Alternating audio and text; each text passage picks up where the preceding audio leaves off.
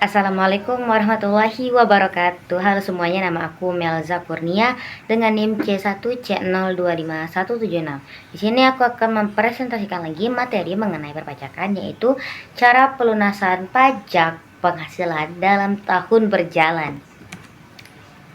Oke, yang pertama itu yang kita bahas adalah cara melunasi pajaknya. Pelunasan pajak tahun berjalan ini dilakukan sebelum akhir tahun pajak melalui yang pertama, pembayaran sendiri oleh wajib pajak dalam pajak penghasilan pasal 25. Lalu ada pemotongan atau pemungutan pihak ketiga yang meliputi pajak penghasilan pasal 21 yang dimana itu penghasilan dari pekerjaan, pajak penghasilan pasal 22 yang dimana itu impor dan perdagangan barang. Lalu ada pajak penghasilan pasal 23, ada jasa, dividen, bunga dan royalti.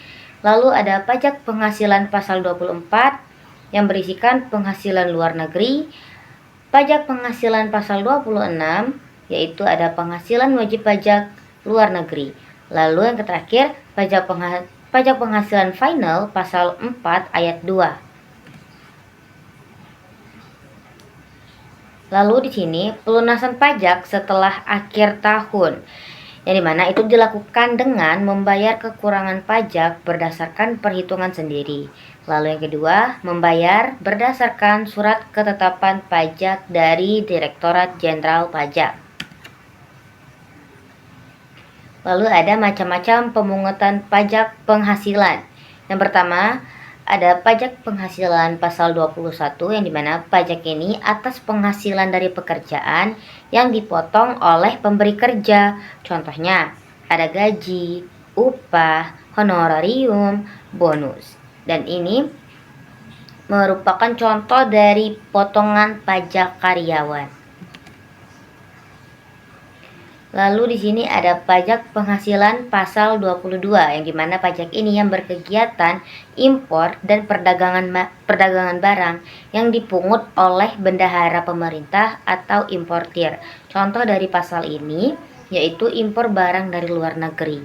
Lalu ada pajak penghasilan pasal 23 yang dimana ini berisikan pajak atas jasa, dividen, bunga, royalti, dan sewa. Ini dipotong oleh pihak pemberi penghasilan yang dikenakan tarif 15% untuk dividen, bunga, dan royalti dan 2%-nya untuk jasa tertentu.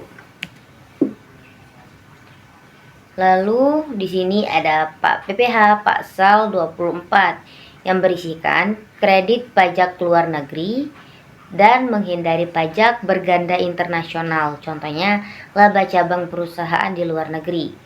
Lalu ada pajak penghasilan pasal 25 yang berisikan angsuran pajak bulanan oleh wajib pajak yang berdasarkan pajak tahun sebelumnya. Tujuan ini untuk meringankan pembayaran pajak. Lalu di sini ada PPh pasal 26 yang berisikan pajak ini wajib untuk pajak luar negeri. Lalu tarif ini untuk pasal ini yang umumnya adalah 20% dari bruto. Objeknya adalah dividen, bunga, royalti, dan jasa. Lalu ada PPh pasal 29 yang dimana ini berisi kekurangan pembayaran pajak akhir tahun. Rumusnya yaitu pajak yang terutang dikurangin dengan kredit pajak dan hasilnya adalah PPh pasal 29.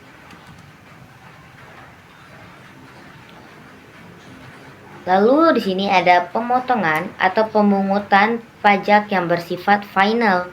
Yang pertama, pajak dipotong langsung dan selesai saat itu juga. Yang kedua, tetap dilaporkan dalam surat pemberitahuan atau SPT dan tidak bisa dijadikan kredit pajak. Contohnya, ada bunga deposito, transaksi saham, dan juga pengalihan tanah atau bangunan.